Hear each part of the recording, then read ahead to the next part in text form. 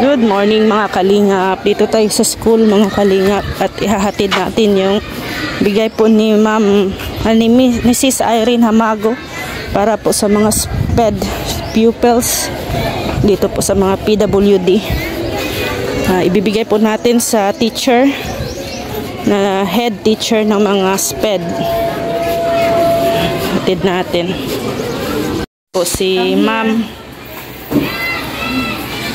OPL Yang. Ito po yung isa sa estudyante mo, ma'am. Yes po. Ganyan po yung tinuturo dito sa SPED. Coloring. Yeah. 2. Ito siya, ngayon lang siya nakagrip ng mga objects kasi gawa din ng kanyang allergy sa kamay. Oh. Ayan. Oh. Ngayon, ginagamot na. Ayan. Pero dati, latang-lata yan siya lahat. Pati sa kanyang paa. Ayan. Pakita mo, nurse, ang sa paa niya. Ngayon lang yan siya makagrip ng mga objects. Dahil latang-lata yan lahat.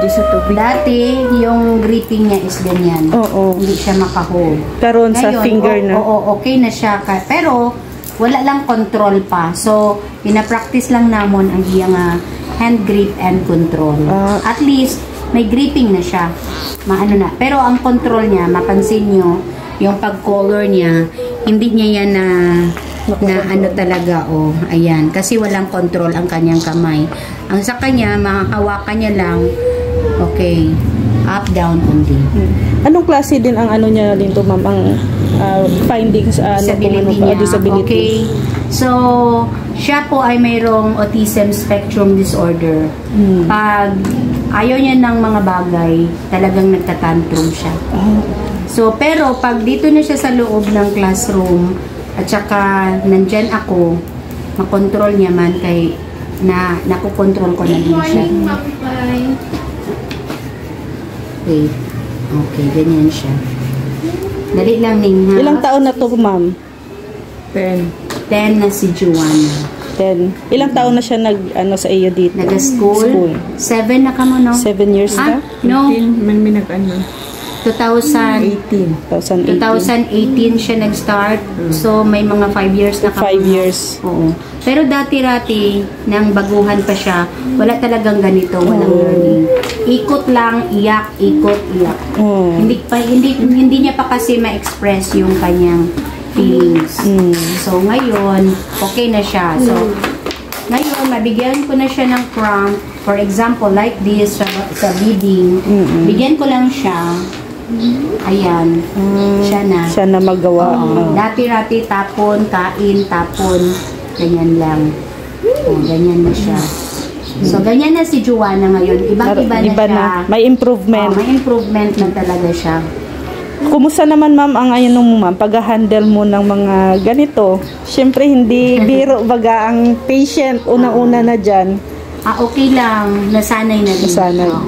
Naanad na rin ko kay, siyempre, sa kadamo nila tapos day-to-day activities, nasanay na ako at saka pinag-aralan through din sa program ng DepEd. So, ito siya. Dito ako specialize sa mag-deal ng mga batang may autism. So, ganun siya. So, mayroon ang school nag-cater, may sa blind, may sa deaf, may sa intellectual disability, autism.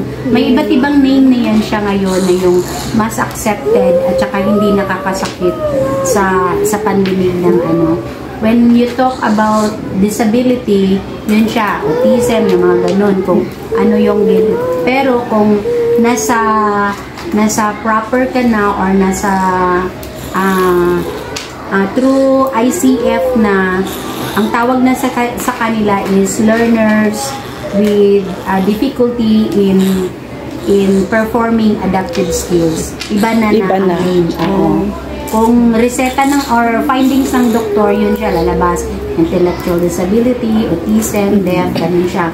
Pero pag nasa ICF na tayo ngayon, iba na ang tawag sa kanila para hindi daw halata yung masakit. Talagang sa tinga, kasi inclusive education. So, ganun siya. May pagbabago din. Mayroon din namang ano. At least, ito siya, marunong na siya at saka mag-behave na siya. Dati-dati, nakaupo lang siya sa behavioral chair.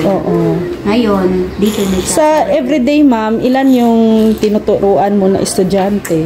Ang enrolled sa akin is 6. So, ang sa kanila is, nakaschedule sila. Hindi ko pwedeng ihalo lahat. Isabay lahat. Kasi, mahirap, okay lang kung may assistant ako. Kasi iba-iba silang spectrum. Iba yung ugali ni pupil 1, iba yung ugali ni pupil 2, hanggang so on and so forth. So, mahirap. Mahirap mag-handle pag sabay-sabay sila, no? Masaya kami kung mag-ipon lahat. Pero hindi mo sila mapaupo na lahat. Compare sa regular class na magsabi ka na, sit down, na wala. Dito iba. Special. They are special. Pero hindi din siya nakakapagsalita, ma'am. Siya, ibang language niya. Ang tawag niya ng airplane, Ikawam. Oo. Pero, makasalita siya ng bye-bye. Pero mag-alis ka, bye-bye. Tapos tawag niya sa akin, pie lang. Na siya. Yun na, makasalita na siya. Ikawam. Ikawam. Ano pa ganito? Ito si Bia, Si Bia, ito isa sa mga beneficiary namin. Si Bia. Naligo ka, wala? Wala? Ito na si Bia. Ayan na si Bia. Ikaw nanay ni mama. Dali lang, Opo.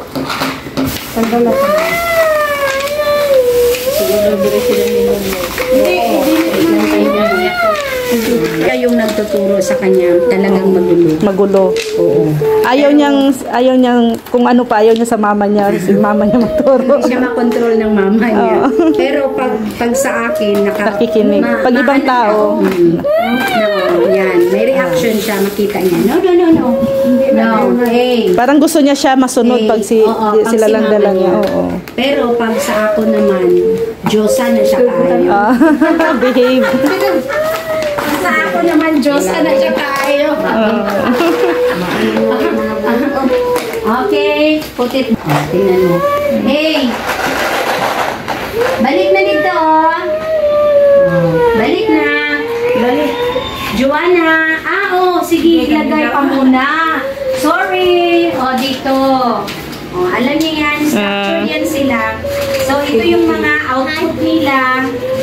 May mga output din yan sila day to day. Tandaan niya. Matandaan niya. At least, na ginagawa. Yan. Wait, come here. Tubig.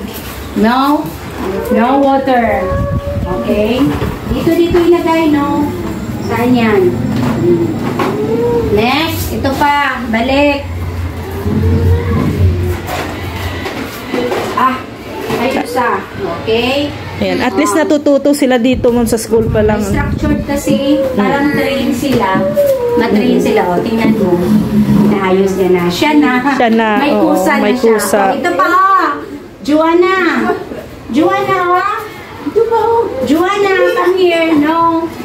Diyan ka na lang yung time. Put it there again. Wow. So, ito yung mga kabilang sa kanilang mga ginagawa. Activities. May sarili silang portfolio. Isa-isa kasi magkaroon din kami ng portfolio day. Ina-turn over namin sa parents para alam din ng parents na may output din sila from day to day. Pero not all day na nag-output sila. Depende sa plan. Depende sa plan or training. Minsan, behavior yung minomodify. Minsan, mayroon ding kahalong educational. Minsan, pag sitting skills, yung mga manipulative toys ang itaan sa kanila. Ito naman sila is magaling. Kapag alam na nila, katulad yan, mga puzzle, mga Lego, pag sawa na sila, ayaw na nilang gawin. So, talagang magaling din sila. Say, bye-bye! Bye-bye! Bye-bye! lang talaga. Hawakan lang. Oo. Mahilig sa tubig. Mahilig sa tubig tapos nanunulak. Tapos pag sa tubig yan na yung allergy niya, ma'am, lumalabas na. Tapos mayugan ni subong. Pag ako yung... Good morning po. Okay po. Good morning, sir. Si Rhea Olarte po, isang charity vlogger. Opo. Facebook at YouTube. Good morning po, ma'am. Siya yung master teacher. Master teacher. Tapos... So, ano mangyayari nito ngayon?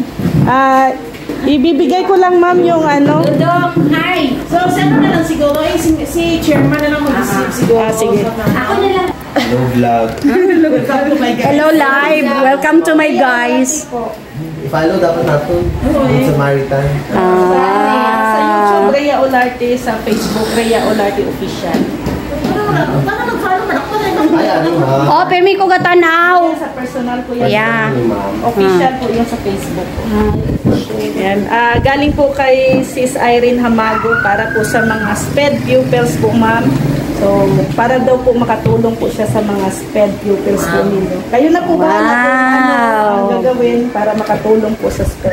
So, po ipaabot po Ako na nindog, ako balay po. Ma'am, thank you po sa financial support para sa mga LSENS namin. Actually, blessing ka kasi madami din silang mga kailangan. So, rest assured, ma'am, na itong pera na to ay mapupunta para sa kanila. Thank you, ma'am.